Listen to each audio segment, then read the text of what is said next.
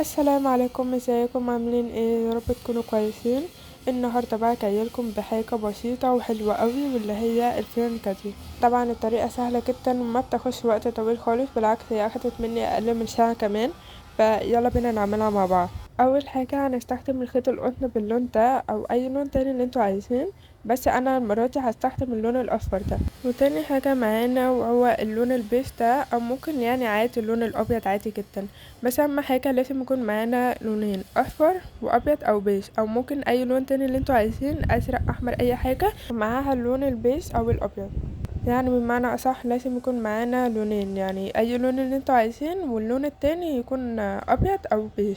واهم حاجه معانا وهي الابره. طبعا انا هستخدم ابره 4 لان هي مناسبه جدا اعمل بيها الفيونكه. وهنجيب معانا المقص والابره، بس اهم حاجه الفتحه بتاعتها تكون واسعه شويه عشان اقدر ادخل الخيط جوه الابره. وبس كده، يلا بينا نبدا مع بعض. اول حاجه هنستخدم الخيط القطن ده وهنبدا نعمل سلاسل. تعالوا بقى اقولكم ازاي تعملوا السلاسل واحده واحده. طبعا احنا هنلف الخيط حوالين الصباعين على شكل المقص عشان نعمل لقطة البداية. وبعد كده هندخل الإبرة جوه وهنسحب الخيط لبره. وبعد كده بقى هنقفله كويس، بس اهم حاجة ما تقفلوش للآخر عشان بس ايه نقدر نعمل السلاسل، فهنسيب فتحة واسعة شوية. وبعد كده هنلف الخيط حوالين الإبرة من ورا، وبعد كده هنسحب الخيط لبره. فاحنا كده عملنا سلسلة واحدة. وهنعمله مرة كمان، هنلف الخيط حوالين الإبرة من ورا وهنسحب الخيط لبره، وهنفضل نعمل كده لغاية ما نوصل ل71 سلسلة. طب لا ايه، حتى هيسأل اشمعنى 71 سلسلة، لأنه هو أصلا المفروض نعمل 70 سلسلة، بس أي رقم احنا عايزين نوصله لازم نزود عليه سلسلة واحدة. فاحنا هنفضل نعمل كده لغاية ما نوصل ل71 سلسلة.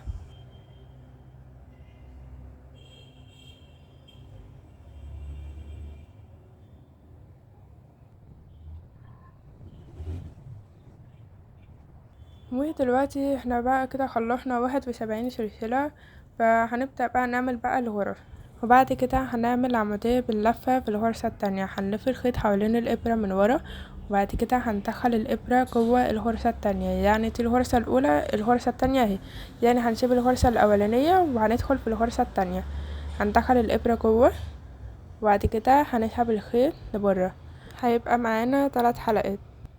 وبعد كده هنلف الخيط حوالين الإبرة وهنسحبه الأول حلقتين، وهنلف الخيط كمان مرة حوالين الإبرة هنسحبه لآخر حلقتين.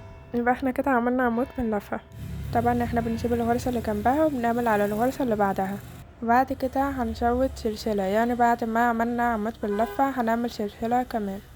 وبعد كده هنعمل عمود باللفة، يعني هنلف الخيط حوالين الإبرة من ورا، وبعد كده هندخل الإبرة جوه الغرزة التانية. يعني دي الغرزة اللي جنبها لأ، اللي بعدها. هندخل الإبرة جوه، وبعد كده هنسحب الخيط لبره، وهيبقى معانا 3 حلقات بالشكل ده. هنلف الخيط حوالين الإبرة ونسحبه الأول حلقتين، وهنلف كمان مرة الخيط حوالين الإبرة وهنسحبه لآخر حلقتين. يبقى كده احنا عملنا عمود باللفة. وبعد كده هنزود سلسلة، يعني بعد ما نخلص عمود باللفة بنعمل سلسلة. بعد كده بقى نعمل عمود باللفة برضو في الغرزة اللي هي التانية، يعني دي الأولى لأ اللي جنبها، هنعمل فيها العمود باللفة. هنبدأ ندخل الإبرة جوه الغرزة اللي هي التانية، وبعد كده هنسحب الخيط لبره، وهيبقى معانا 3 حلقات.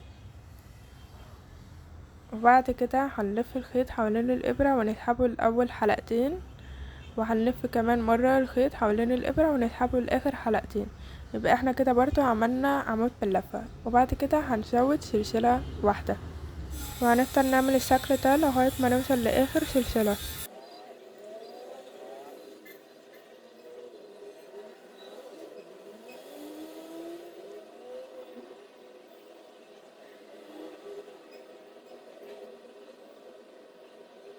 واحنا كده خلاص قربنا على آخر سلسلة. في آخر سلسلة بقى هنلف الخيط حوالين الإبرة، وبعد كده هندخل الإبرة جوه وهنسحب الخيط لبره، وهيبقى معانا 3 حلقات. هنلف الخيط حوالين الإبرة ونسحبه الأول حلقتين وكمان مرة لآخر حلقتين. يبقى احنا كده خلصنا أول سطر. دلوقتي بقى عشان نعمل السطر التاني هنعمل 4 سلاسل. ادي الاولى هنلف الخيط حوالين الابرة وبعد كده هنسحبه لبره، يبقى دي التانية، وبعد كده هنعمل التالت والرابع. وبعد ما عملنا 4 سلاسل هنلف الشغل بتاعنا. وبعد كده هندخل الابرة جوه الغرزة اللي هي اللي بعدها دي، مش الحتة الفاضية دي، لا اللي جنبها، هندخل الابرة جوه الغرزة دي. وبرضو يعني هتلاحظوا الحتة اللي هي اللي انتوا شايفينها دي، هي دي اللي احنا هندخل الابرة جوه الغرزة دي. فاول حاجة هنلف الخيط حوالين الابرة من ورا، وبعد كده هندخل الابرة جوه الغرزة دي، وبعد كده هنسحب الخيط لبره، وهيبقى معانا 3 حلقات. هنلف الخيط حوالين الابرة وهنسحبه الاول حلقتين، وبعد كده هنعمل كمان مرة لاخر حلقتين. وزي ما احنا متعودين هنسوي سلسلة واحدة بعد ما عملنا عمود باللفة، وهنعمل كمان مرة عمود باللفة في الغرزة اللي بعدها. يعني ما تعملوش العمود باللفة في الحتة الفاضية دي، لا اللي هي اللي بعدها دي، في الحتة دي هندخل الابرة جوه، وبعد كده هنسحب الخيط لبره، وبعد كده هنلف الخيط حوالين الابرة ونسحبه اول حلقتين وكمان مرة لاخر حلقتين. يبقى احنا كده برضو عملنا عمود باللفة، وبعد كده هنعمل سلسلة واحدة، وبعد كده برضو هنعمل عمود باللفة في الغرزة اللي بعدها زي ما انا قلتلكوا، وهنفضل نعمل الشكل ده لغاية ما نوصل لاخر غرزة.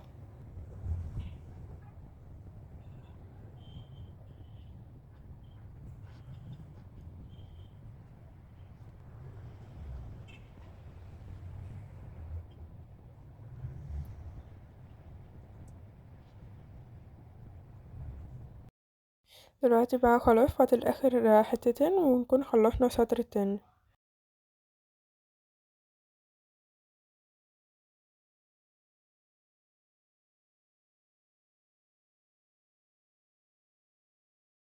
طيب في اخر غرزة احنا المفروض ندخل الابرة جوه اللي هي الغرزة التانية. استنى اوريهالكوا.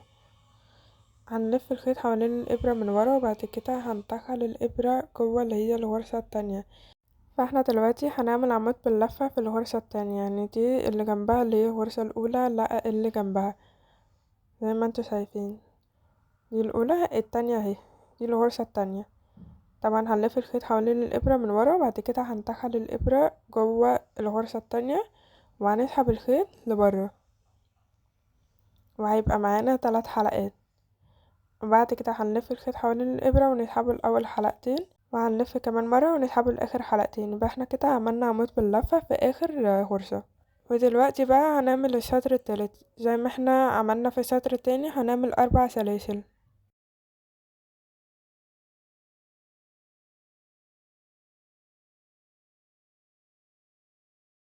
بعد ما عملنا 4 سلاسل هنلف الشغل بتاعنا. ودلوقتي بقى هنعمل عمود باللفة في الغرزة اللي هي اللي جنبها، يعني ما تعملوش في الحتة الفاضية دي، لا في الحتة اللي هي دي هندخل الابرة جوه، بعد كده هنسحب الخيط لبره، وهيبقى معانا 3 حلقات زي ما احنا عارفين. بعد كده هنلف الخيط حوالين الابرة ونسحبه الاول حلقتين وكمان مرة لاخر حلقتين. يبقى احنا كده عملنا عمود باللفة، وزي ما احنا متعودين هنفضل نعمل الشكل ده لغاية ما نوصل لاخر غرزة.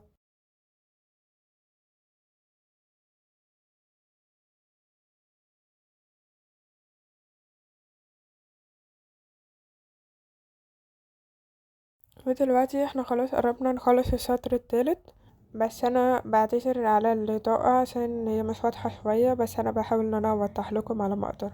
ودلوقتي بقى دي اخر حاجة، هنعمل سلسلة بقى بعد ما عملنا عمود باللفة، وبعد كده بقى هنعمل عمود باللفة في اللي هو السلسلة التانية، او عامة اللي هي الغرزة التانية. ودلوقتي احنا هندخل الابرة جوه الغرزة التانية، يعني دي الاولى لا اللي جنبها، الغرزة اللي هي التانية اللي جنبها، هندخل الابرة جوه.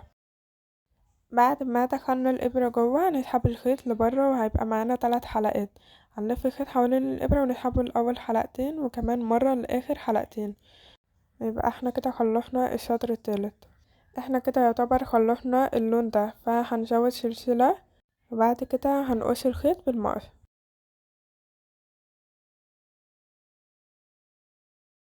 وبعد كده بقى هنشده كويس عشان ما يتفكش.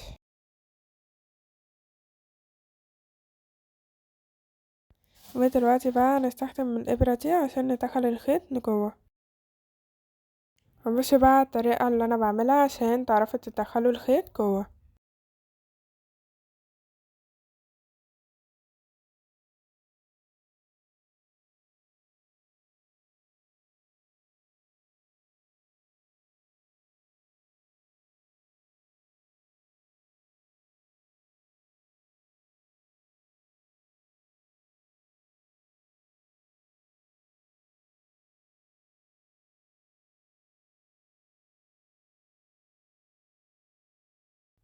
وبكده الحمد لله خلصنا اللون ده او اي لون اللي انتوا عايزين. دلوقتي بقى هنعمل اللي هو اللون البيج او الابيض. وطبعا اللون الابيض او البيج هنعمل بيه الاطراف.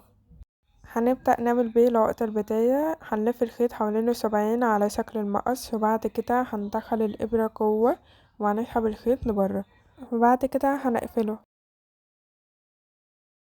بعد ما قفلناه هنطلع الإبرة بره، وبعد كده هنمسك اللون الأصفر اللي احنا عملناه. بعد كده هندخل الإبرة جوه الحتة الفاضية دي، وهنمسك الخيط الأبيض أو البيج اللي احنا عملناه اللي هي العقدة البداية، وبعد كده هندخل الإبرة جوه. وبعد كده بقى هنعمل الغرزة المنزلقة، يعني بعد ما دخلنا الأبيض أو البيج جوه، وبعد كده هنعمل الغرزة المنزلقة، يعني بنلف الخيط حوالين الإبرة ونسحبه لبره زي ما احنا عملنا في السلسلة. وهنعمل كمان مرة في نفس الغرزة، هندخل الإبرة جوه وهنسحب الخيط لبره، وهيبقى معانا الحلقتين بالشكل ده.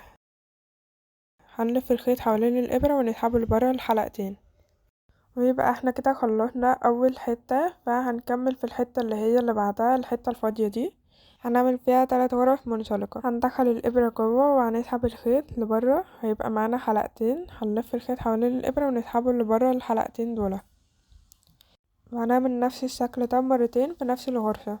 هندخل الإبرة جوه وهنسحب الخيط لبره، هيبقى معانا حلقتين. هنلف الخيط حوالين الإبرة وهنسحبه لبره الحلقتين، وهنعمل كمان مرة في نفس الغرفة. يبقى احنا كده عملنا 3.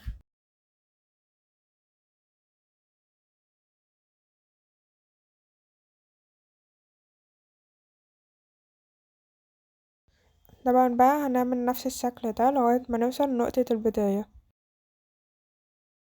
وطبعا كل غرزة بنعمل فيها 3 مرات.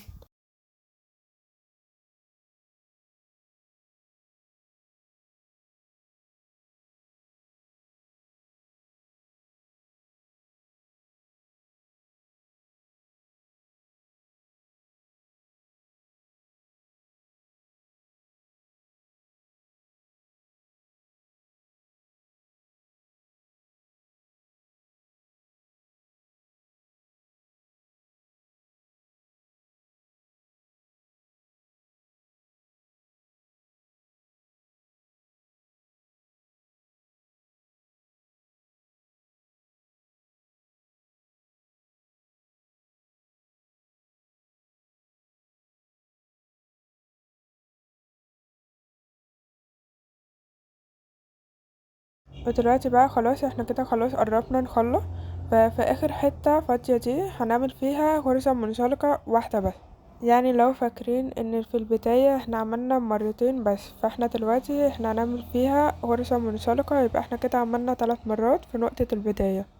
يبقى احنا كده خلاص الحمد لله خلصنا وعملنا الأطراف. فدلوقتي بقى هنزود سلسلة واحدة بس، وبعد كده بقى نقصه بالمقص. بس ايه بقى اهم حاجة، لازم تسيبوا مسافة كده كويسة قبل ما تقصوا بالمقص، وهنشد كويس عشان ما يتفكش. دلوقتي بقى اخر حاجة معانا، هنجيب معانا الإبرة ونبدأ بقى ندخل الخيط جوه.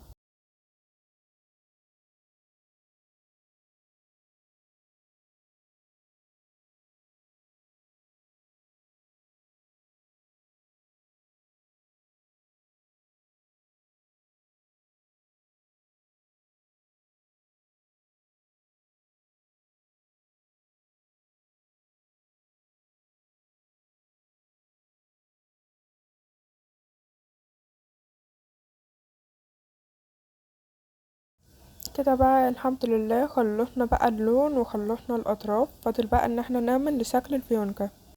طبعا بقى انا عايزاكم تعملوا معايا نفس الشكل اللي انا بعمله عشان تعرفوا تعملوا شكل الفيونكة.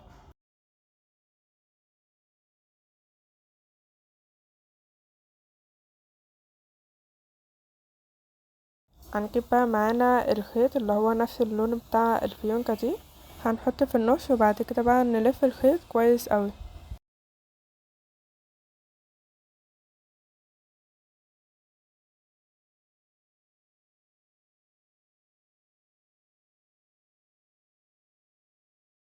بعد ما خلاص خلصنا ولفينا كويس هنقصه بالمقص ونربطه من ورا زي ما انتوا شايفين.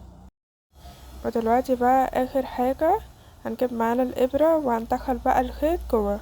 طبعا هوريكم ازاي تعملوها، هي طريقة سهلة جدا.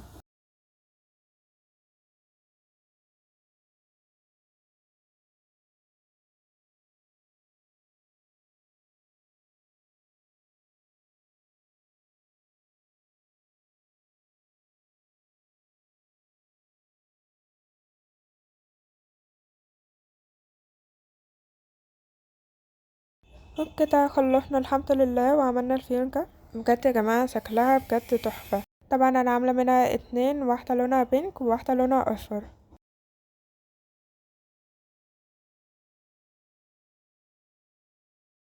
وبس كده انا كده ابقى خلصت الشرح، واتمنى يعجبكم الشرح وتعملوا لي لايك وسبسكرايب. وبس كده في رعاية الله، اشوفكم في الفيديو اللي جاي.